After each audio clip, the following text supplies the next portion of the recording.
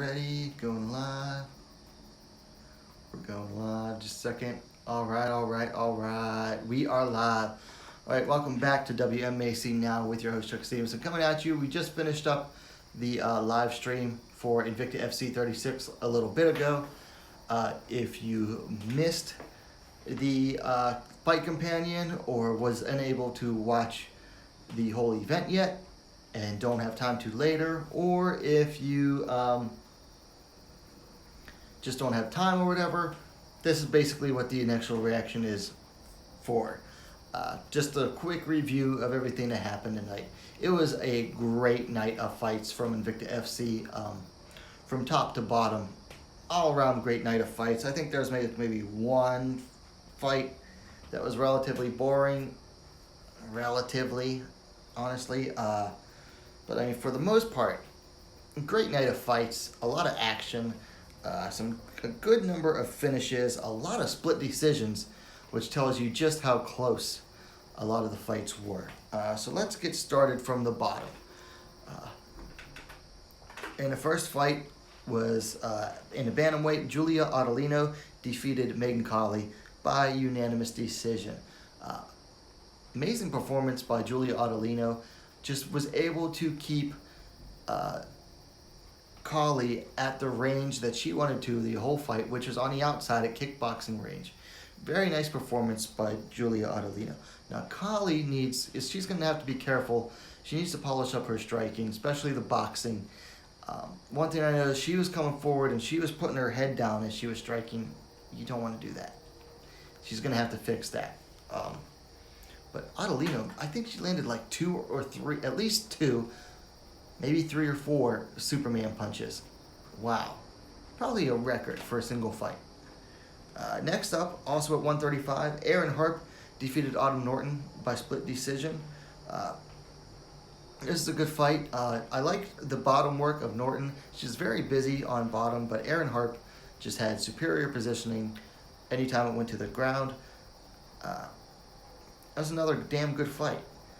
Next up at flyweight, Caitlin Ginger Salmons defeated Chantel Coates via submission due to rear naked choke, 4 minutes 10 seconds of round 2.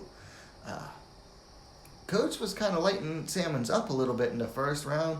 Salmons being Ginger definitely showed the damage on her face a lot, getting very red very early, but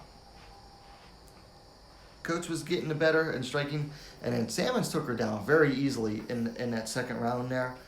It was a wise move and just went to her back straight away, sunk in that choke, and had Coates tapping out. So good job by Caitlin Salmons on there to taking the fight to her strength. Next up at atomweight was a split decision between Elise Anderson and Katie Saul. This was a lot of positional work here again. It was a damn close fight, obviously, split decision. Anderson climbed to 5-1. Saul fell to 3-4. So apparently Anderson, I saw this on a post from her manager and someone else, I guess Laura Sanko showed it. Anderson suffers from a weird disease that she loses circulation to her feet. I think it's called Raynaud's. She had to be carried around after her fight, and apparently it was affected her, I think, during the second round, and she fought on through that anyway. Her feet were in constant pain during the latter half of the fight, so good on her winning. Definitely someone to keep an eye out for in the atomweight division. Next up was the fight of the night at flyweight. Victoria Leonardo defeated Stephanie Geltmacher by decision. Leonardo, definitely the more polished striker, used her length and reach a lot, but Geltmacher, just unrelenting aggression throughout the fight, driving forward, winging punches, always swinging to get inside the way she had to. At first, the judges read it off. At first, they read it off as a split decision to Geltmacher. But then before they both left the ring, the commissioner came in and said that they had actually added up wrong, and they reread it as a unanimous decision for Victoria Leonardo. Uh, People were pissed in the arena. Like, I turned on the volume just long enough to hear the decision, and then when I saw that guy coming in, they were talking to Lorisenko or whatever, or whoever that was. Man, I turned the volume back up, and people were livid in the crowd. I guess Geltmacher had a lot of fans there. She's from Oklahoma, I think, so, or trains out of Oklahoma, so probably had some people driving there to Kansas City, or maybe they were just mad at a decision being overturned. But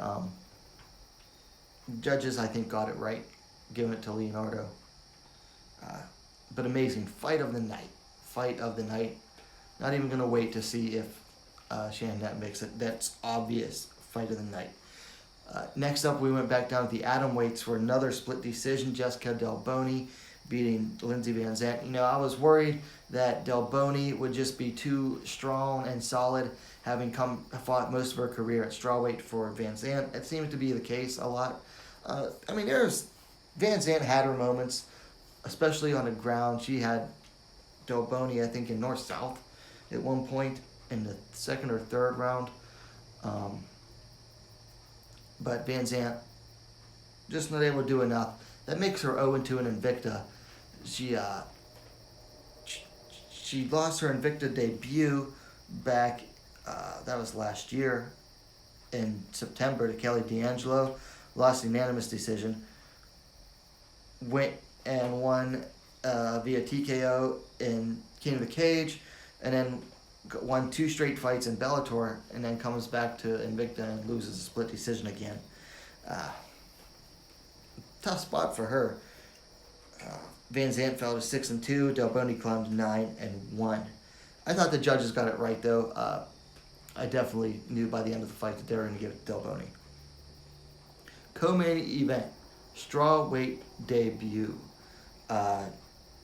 Emily Ducote defeated Janeza Morandin via KO, punch, and then ground and pound. 4 minutes, 3 seconds, round 1. MMA holes in the chat, how was the card? Excellent. Excellent. Amazing. You definitely missed a good one. Ducote landed that nice right hand and followed it, knocked Morandin down all fours, and then followed it up with the ground and pound to finish her out. Very nice. And you know what? With Morandin missing weight by like 3.5 pounds or whatever it was, it felt like poetic justice. Ducote getting that win like that. And successful Invicta debut. She moves up to 8-5.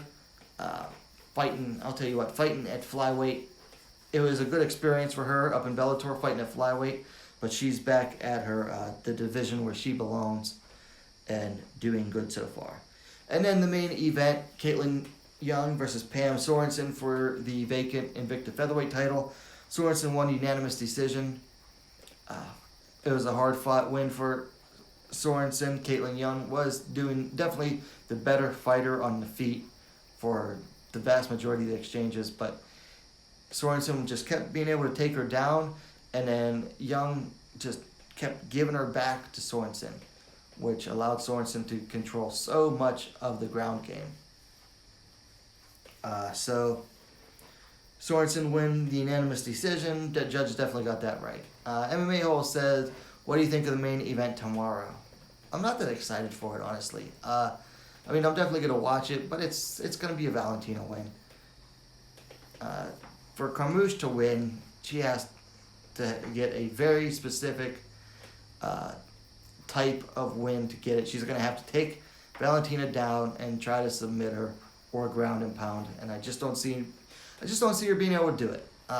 Valentina has way more ways to win than Carmouche does, and Carmouche actually has to get it down to the ground against Valentina, and Valentina could easily try to reverse any of those takedown attempts and make life a living hell for Carmouche on the ground as well. So, yeah, Valentina's going to win that. I'm not even a fan of Shevchenko, and I'm going to call it for her easily. So, anyway, back to Invicta. Great night of fights for Invicta. Very happy with the way tonight turned out. I was coming into this fight, into the fight night, pretty excited. You know, the way I was breaking it down, there's some good finishers, some good debuts, some good prospects on here.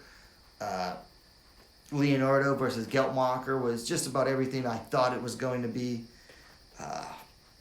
Promotional debut of Ducote, and then, you know, a good main event. It was a great night of fights for Invicta FC, and they've got their schedule lined up already.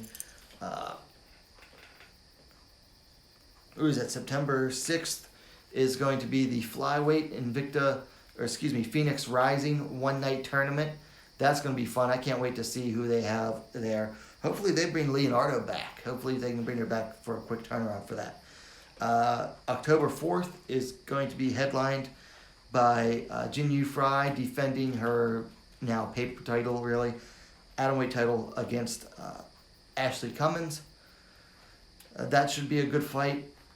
Smashley finally getting a title shot in Invicta. And then November 1st is going to be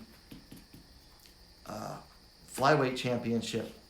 Vanessa Porto defending against Veronica Rodriguez.